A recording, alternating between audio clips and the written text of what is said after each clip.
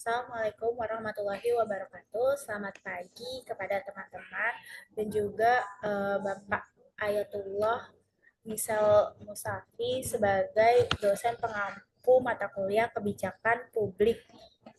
Perkenalkan, saya Nazila Alfi Ramadhani, mahasiswa dari program studi Akuntansi Sektor Publik kelas AK1. Hari ini saya akan memaparkan hasil kajian dalam mata kuliah kebijakan publik dengan judul yaitu evaluasi implementasi sistem online single section risk based approach atau OISIS RBA di Padi Flor Nusantara FKS Group. Nah, topik ini saya angkat berdasarkan pengalaman saya magang langsung di perusahaan tersebut dan juga hasil wawancara saya uh, terhadap salah satu staf FKS Group yang bernama Mbak Nadia, yaitu selaku Financial Control. Sehingga saya bisa melihat dari dekat bagaimana sistem OSS RBA diterapkan dan berbagai tantangan yang dihadapinya. Selanjutnya itu ada latar belakang sendiri tentang OSS RBA atau Online Single Subscription Risk Based Approach, merupakan sistem perizinan yang berbasis tingkat risiko suatu usaha. Nah, sistem ini lahir dari peraturan pemerintah nomor 5 tahun 2021 sebagai bentuk implementasi dari Undang-Undang Cipta Kerja. Nah, tujuan utamanya itu yaitu untuk mempercepat proses perizinan usaha dan juga menyederhanakan birokrasi, meningkatkan transparansi, dan memberikan kepastian hukum bagi pelaku usaha. Nah, OSS RBA ini juga digunakan oleh pelaku usaha untuk mendapatkan NIB atau nomor induk berusaha. Lalu juga untuk izin usaha komersil dan juga operasional, lalu sebagai izin teknis lainnya. Namun, tentu dalam praktiknya penerapan OSS RBA ini tidak selalu berjalan mulus, terutama ketika kita bicara koordinasi antar instansi dan juga tahapan perizinan teknis yang masih mengandalkan proses manual. Nah, Tadi Flor Nusantara, anak perusahaan dari FKS Group ini menjadi salah satu perusahaan yang telah mengadopsi OSS RBA dalam pengelolaan pengizinannya.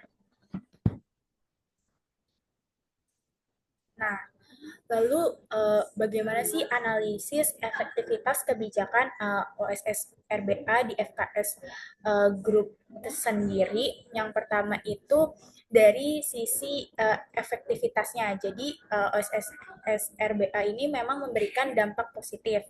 Seperti pertama, proses penerbitan NIB jauh lebih cepat.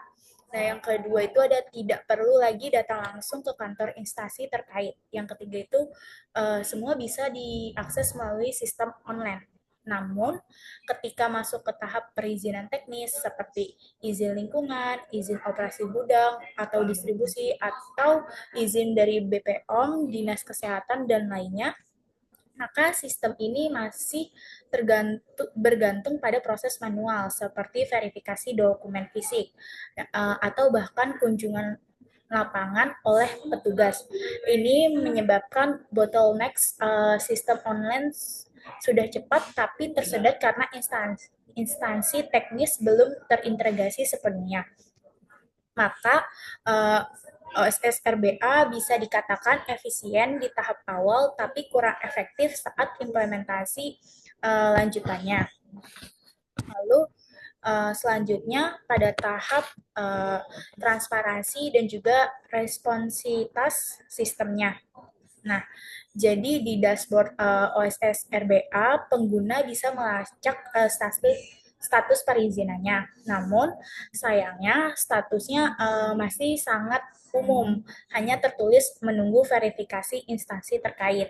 Nah, tidak dijelaskan instansi mana yang menangani atau berapa lama estimasi waktunya. Ini tentu akan menyulitkan pelaku usaha, apalagi kalau tidak punya tim legal. Nah, dalam kasus FKS Group sendiri, mereka masih bisa menghubungi langsung instansi atau menggunakan koneksi internal.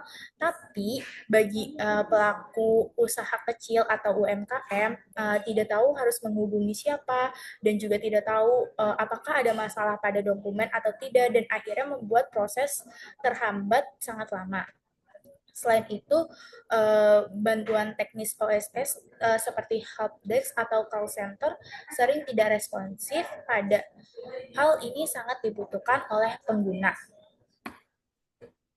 Nah, jadi dari slide sebelumnya terdapat sekarang temuan permasalahan implementasi OSS RBA sendiri. Nah, ada 5 temuan utama dari evaluasi ini. Yang pertama itu integrasi antar instansi belum optimal.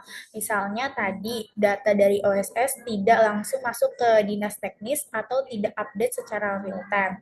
Nah, yang kedua itu ada transparansi sistem masih terbatas. Jadi, tidak semua proses bisa dilacak secara jelas oleh penggunanya. Nah, yang ketiga itu tadi layanan bantuan pengguna tidak responsif. Jadi, pengguna kesulitan mendapatkan solusi ketika ada kendala. Nah, yang keempat itu ada edukasi belum menjangkau semua pelaku usaha. Jadi, banyak UMKM yang belum paham bagaimana cara menggunakan OSS sendiri. Nah, yang kelima yaitu verifikasi sering terlambat karena masih dilakukan secara manual dan instansi kekurangan tenaga.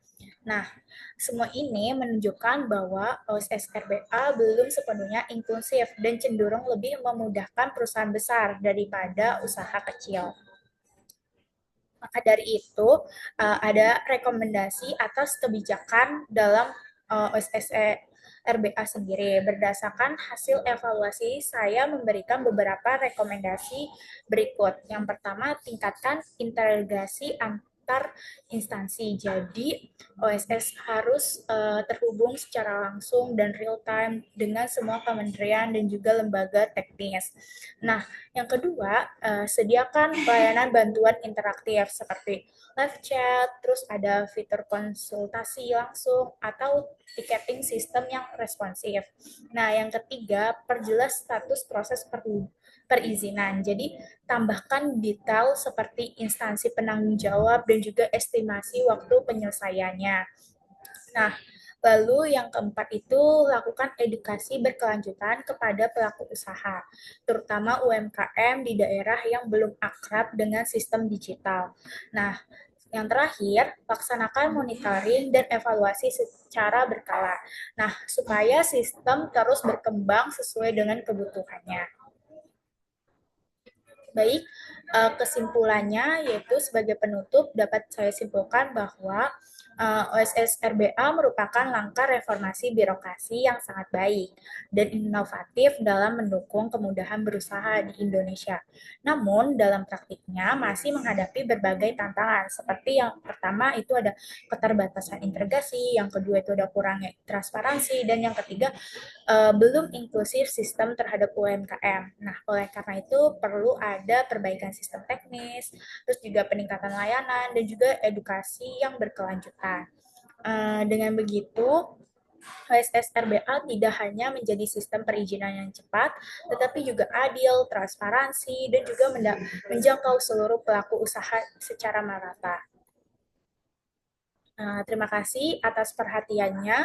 Semoga apa yang saya sampaikan hari ini dapat memberikan gambaran nyata tentang pentingnya evaluasi implementasi kebijakan publik, khususnya dalam sistem OSS RBA.